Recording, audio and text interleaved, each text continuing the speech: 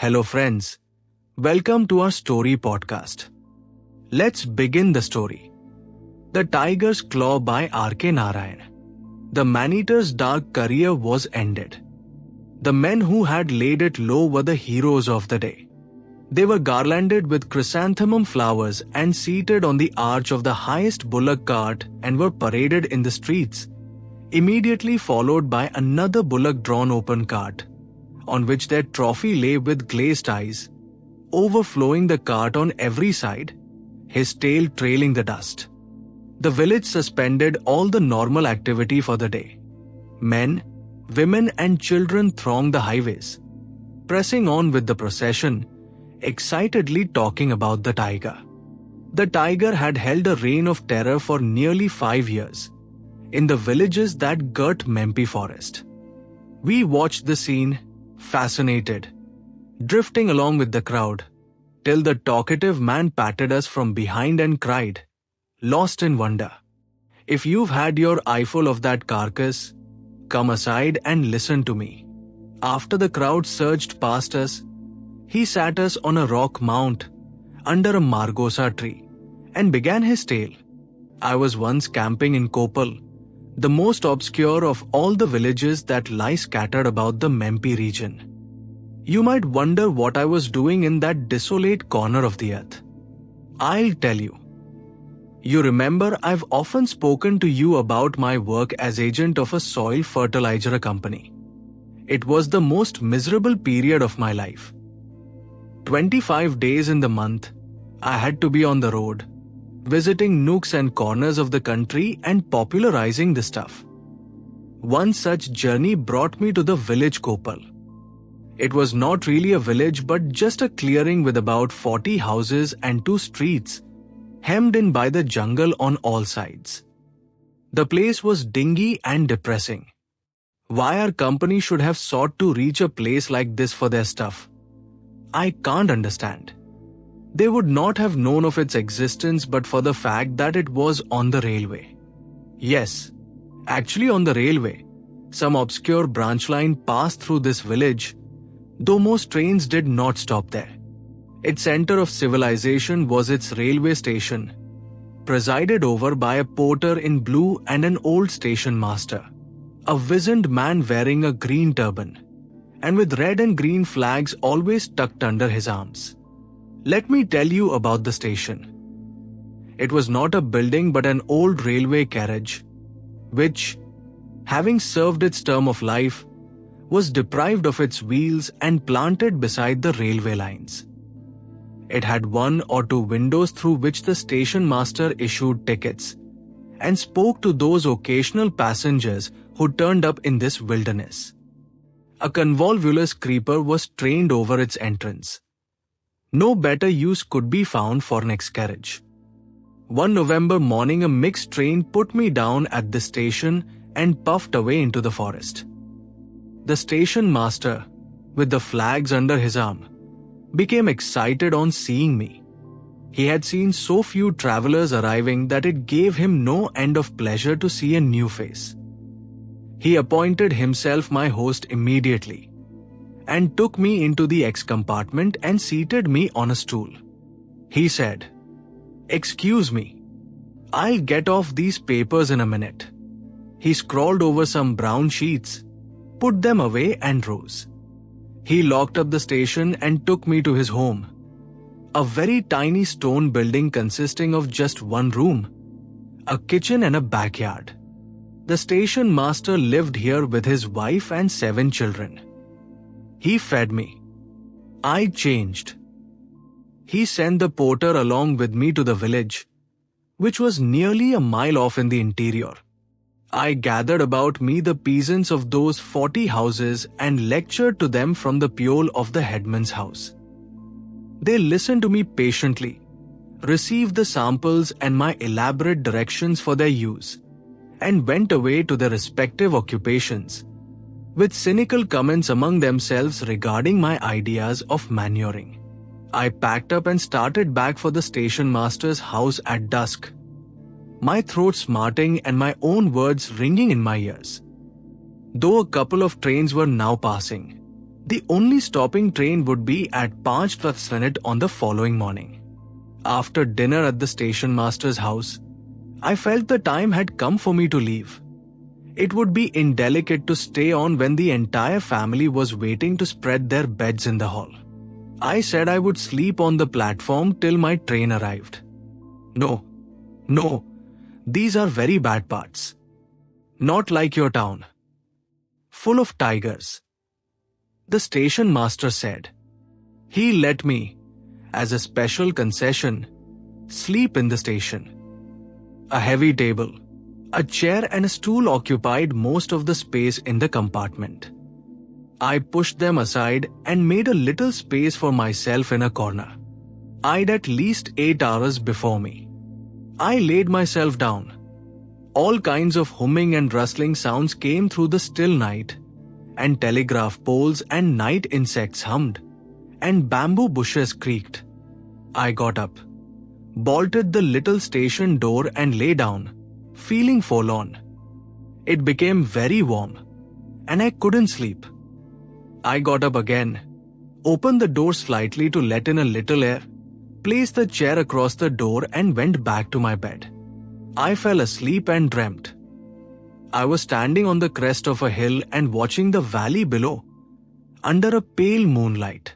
Far off, a line of cat-like creatures was moving across the slope, half shadows, and I stood looking at them admiringly, for they marched on with great elegance. I was so much lost in this vision that I hadn't noticed that they had moved up and come by a winding path right behind me. I turned and saw that they were not cat-like in size but full-grown tigers. I made a dash to the only available shelter, the station room.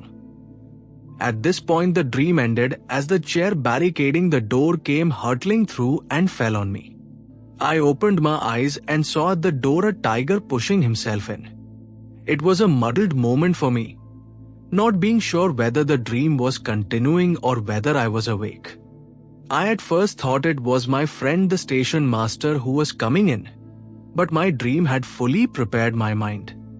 I saw the thing clearly against the starlit sky, tail wagging, growling, and, above all, his terrible eyes gleaming through the dark. I understood that the fertilizer company would have to manage without my lectures from the following day. The tiger himself was rather startled by the noise of the chair and stood hesitating. He saw me quite clearly in my corner, and he seemed to be telling himself, "My dinner is there ready, but let me first know what this clattering noise is about." Somehow wild animals are less afraid of human beings than they are of pieces of furniture like chairs and tables. I have seen circus men managing a whole menagerie with nothing more than a chair. God gives us such recollections in order to save us at critical moments. And as the tiger stood observing me and watching the chair, I put out my hands and with desperate strength drew the table towards me, and also the stool. I sat with my back to the corner, the table wedged in nicely with the corner. I sat under it, and the stool walled up another side. While I dragged the table down, a lot of things fell off it, a table lamp, a long knife and pins. From my shelter I peeped at the tiger, who was also watching me with interest. Evidently he didn't like his meal to be so completely shut out of sight. So he cautiously advanced a step or two, making a sort of rumbling noise in his throat which seemed to shake up the little station house. My end was nearing.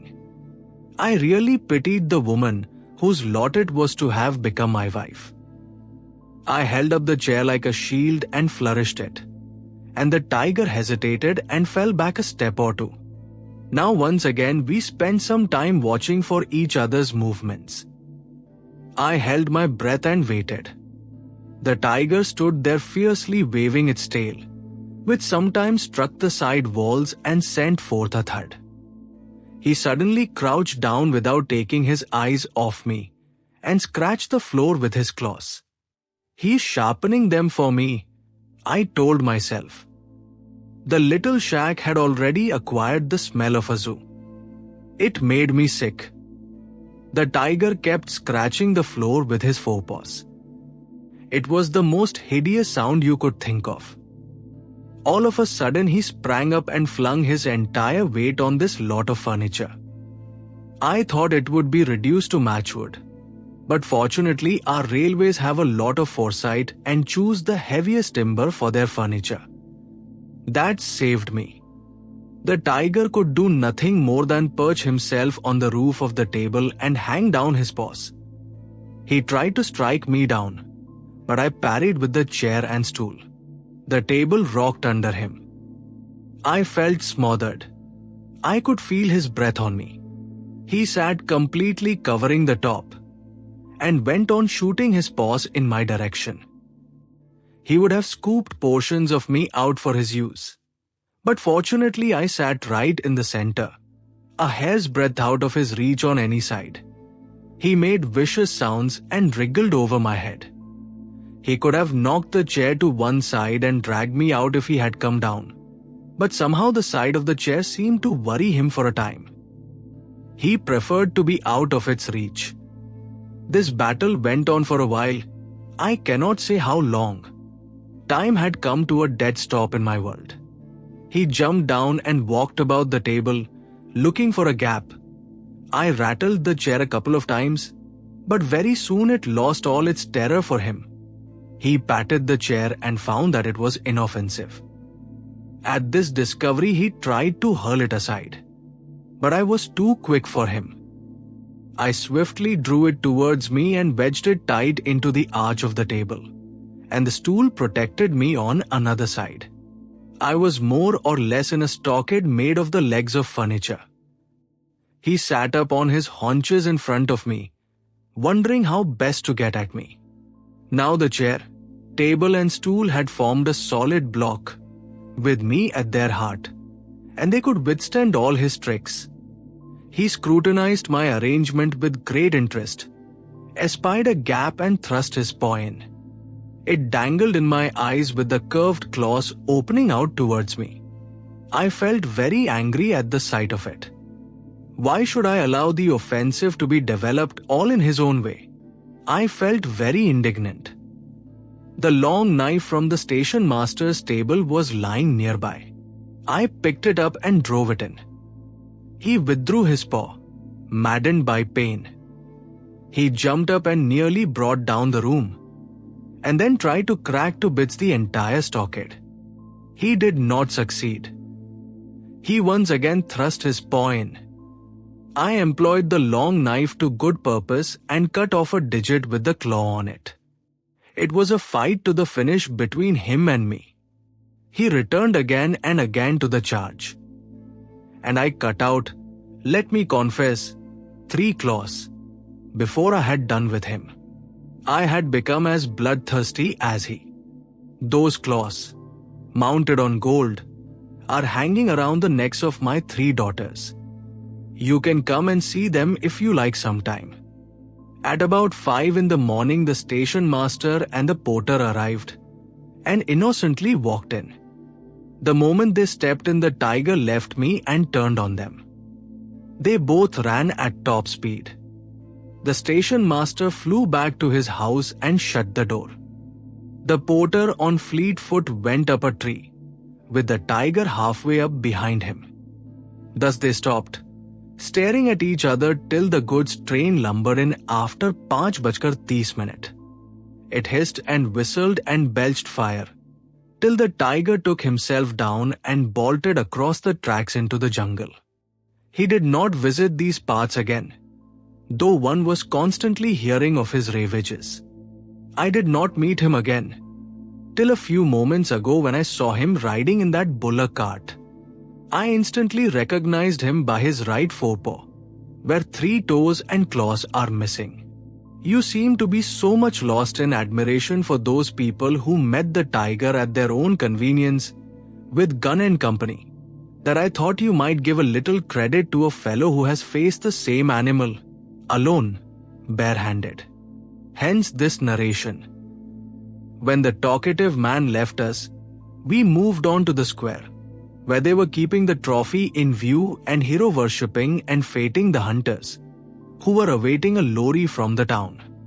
We pushed through the crowd and begged to be shown the right forepaw of the tiger. Somebody lowered a gas lamp.